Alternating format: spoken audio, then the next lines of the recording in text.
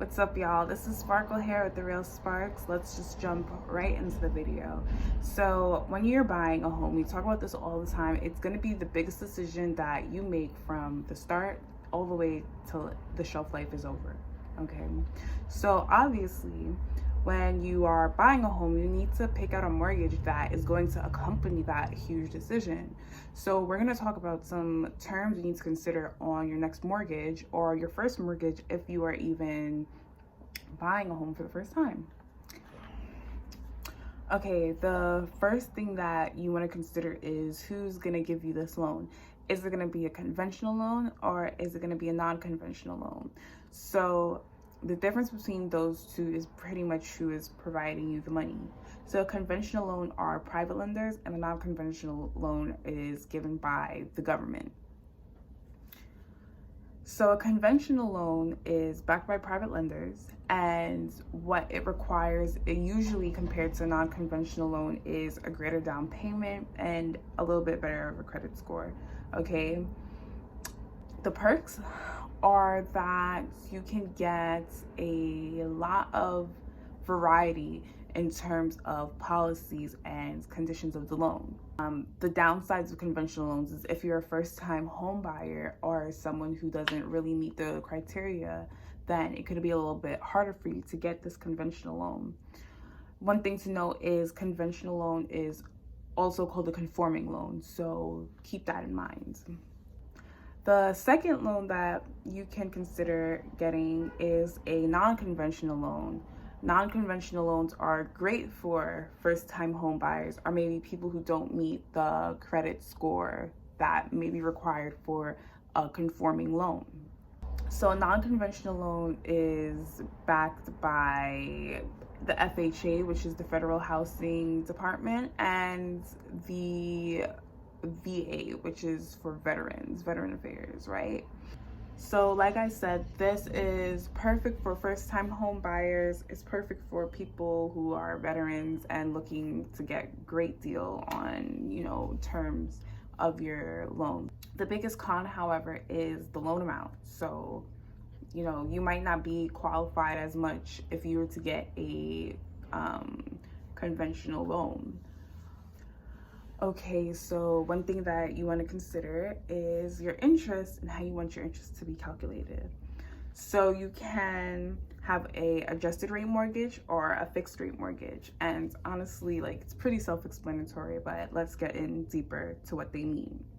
So an adjusted rate mortgage is a mortgage that fluctuates with the market price, meaning it can be 1% one day and then 3% another. Pretty much. So the perks is that you can get your rate really low, but then the cons of that is that you can get it really high, leaving you with times of unpredictability and just not knowing whether it was a good decision to have an adjusted rate mortgage. The second way interest can be calculated is through a fixed rate, and so this rate is fixed throughout the life of the mortgage. The greatest thing about this, in my opinion, is that if it's a fixed rate, you'll know from day one to the end, from day A to day Z, that this is going to be the amount of interest that you're paying.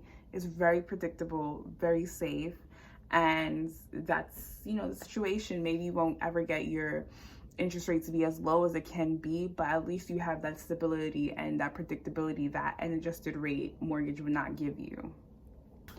Okay, and the final thing that you need to consider is how long do you want this loan to last? How long do you think it'll take you to pay it off? How long do you want to pay it off? Okay, so the two most common ones are 15 and 30, but we'll kind of get into the variations of that a little bit. I think what the most important thing to remember and the most important principle to remember when choosing this is that the longer the loan term, the more interest you pay, but the lower your monthly mortgage would be. So let's go vice versa. Now, the shorter your mortgage period is, the less interest you pay, but the monthly amount would be higher. So it's a trade-off. But if we're speaking of what will save you the most money in the long term, it would definitely be a shorter amount. So with that being said, a 15-year, you would pay more monthly, less interest. A 30, you would pay less monthly, more interest. But they come in all sizes: 10, 15, 20, 30 years, and even 40 years. I've heard somewhere even like 50 years, but let's just say 10 to 40 years can be something to consider when choosing your loan term. So now, keeping all of this in mind, what you end up getting will be determined by your financial situation. What type of mortgage is right for you and compatible for you in this moment and in the long run is ultimately going to be what, is the deciding factor of what terms your mortgage will have. With that being said, thank you so much for watching my video. I appreciate it so much. And if you like it, my channel, the content I create, and things that you can learn, definitely subscribe.